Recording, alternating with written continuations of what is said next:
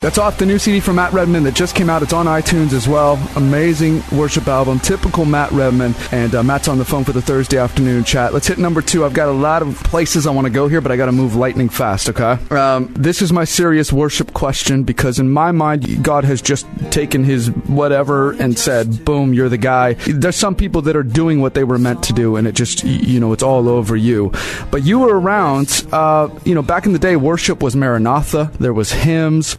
Then the Vineyard movement started. That's when I first heard your name was attached to some of those Vineyard albums. And then Delirious popped up and kind of changed the game a little bit. And now we're sitting in an era of worship music, this vertical worship that is enhanced Christian music and all this stuff. So, being kind of, you've seen every spectrum of that, where are you in regards to just your perspective on the chronological order of how these things have gone, and how do you feel about where it's sitting now? I grew up on that stuff, the Maranatha stuff. I used to, as a little young teenage worshiper, I would get all those Integrity albums, and all the Vineyard stuff, and I loved it. It was a great resource, and I totally agree with you. There's Delirious kind of thing, broke through, did something different. I think a lot of that was about giving young people a voice, so they could talk to God in a way that really felt like them, their style, their vocabulary maybe. And that's always what I'm trying to do as well. You're always trying to help people voice their worship. You're trying to give them words and melodies to hang stuff on.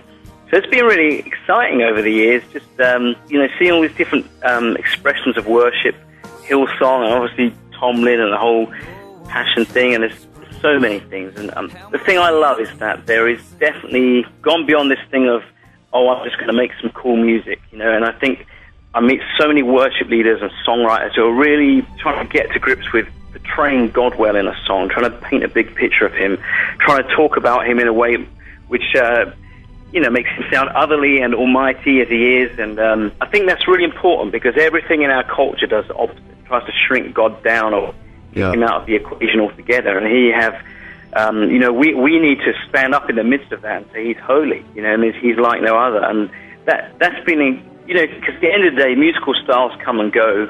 But if you can put truth in your song, that has ability to be universal and endure for a very long time. Yeah, I had a chat with Joel Houston last week on the air, and I always tell worship leaders a line you said to me last time we talked. It's just a very powerful line that says the best worship songs are simple without being shallow, and that always stuck with me. And every time I like Joel, I said that to Joel, and he's like, you're right on the money. And the other thing I was telling Joel was that worship songs have the ability, even on Christian radio, to enter somebody's car and literally change the air in the car. And that's something we've never had before in Christian radio, is a song that can literally change the air in the car. There's a dynamic, isn't there, when we worship God? There's like this beautiful, it's like a cycle really, of like, he pours out his love on you, displays his glory to you, you respond with a song of love, or a song trying to respond to him, but you can't outgive the giver, and he, you find yourself caught up in him, caught up in his presence, caught up in his wonder, and I love that dynamic.